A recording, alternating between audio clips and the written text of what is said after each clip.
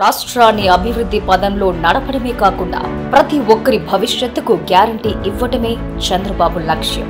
మహాశక్తితో ప్రతి మహిళ కళ్లల్లో ఆనందం చూడటమే ఆయన ధ్యేయం. అందుకే తల్లికి వందనం పేరుతో ఇంట్లో చదువుకునే పిల్లలందరికీ ఏడాదికి 15,000 ఇస్తూ వారి పిల్లల బంగారు భవిష్యత్తుకు బాటలు వేసి పెరిగిన గ్యాస్ ధరలతో ఇబ్బందులు పడుతున్న మహిళలను చూసి అన్నగా నేనున్నాను అని ఏడాదికి 3 గ్యాస్ సిలిండర్లు ఉచితంగా ఇచ్చేందుకు రాష్ట్రంలో ఆడబిడ్డలందరినీ వారి సొంత కాళ్లపై నిలబెట్టాలన్న ఆశయంతో 18 నిండిన ప్రతి స్త్రీకి ఆడబిడ్డ నిధి కింద ప్రతి నెల 1,500 ఆర్థిక సాయం అందించి ఆడబిడ్డలు రాష్ట్రంలో ఎక్కడికి వెళ్లాలన్నా ₹1 ఖర్చు లేకుండా ఉచితంగా ఆర్టీసీ బస్సుల్లో ప్రయాణ సౌకర్యం కల్పించేందుకు ప్రతి మహిళకు పెద్దన్నయ్యగా ఉంటానంటూ హామీ ఇచ్చాడు చంద్రబాబు నాయుడు. మా మహిళల కోసం, నా ఆడబిడ్డల కోసం ఈ రోజు ఒక మహాశక్తి కార్యక్రమాన్ని తీసుకొస్తున్నా.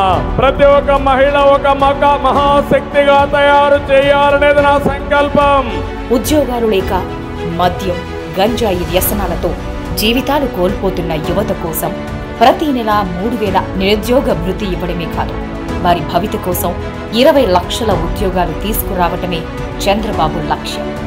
అన్నదాతకు ఏడాదికి 20,000 ఆర్థిక సహాయంతో వారి కష్ట నష్టాలు తొలగించడమే ఆయన ఆశయం.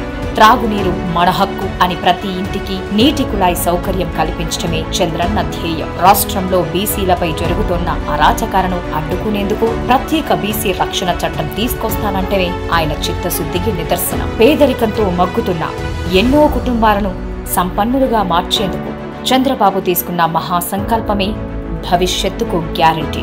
అదే బాబు గారి ష్యూరిటీ.